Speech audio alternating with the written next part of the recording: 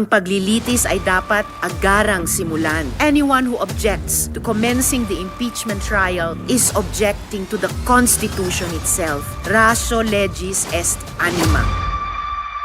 I most respectfully move that we already convene as the impeachment court at this very moment. Number 3, that the Senate President immediately take his oath as presiding officer of the impeachment court. Dapat po nating alalahanin na ang salita at diwa ng mga probisyon ng saligang batas ay hindi dinesenyo para lang paglaruan ng mga abogado. Itinakda ang mga ito para bigyang kahulugan at kapangyarihan ang taong bayang Pilipino. Ang pagdinig ng mga akusasyon sa impeachment trial ay itinalaga ng saligang batas para sukatin kung karapat-dapat pa ring patuloy na ipagkatiwala sa mga pinakamataas na opisyal ng pamahalaan ang lubos na kapangyarihang iniatas ng taong bayan sa kanila.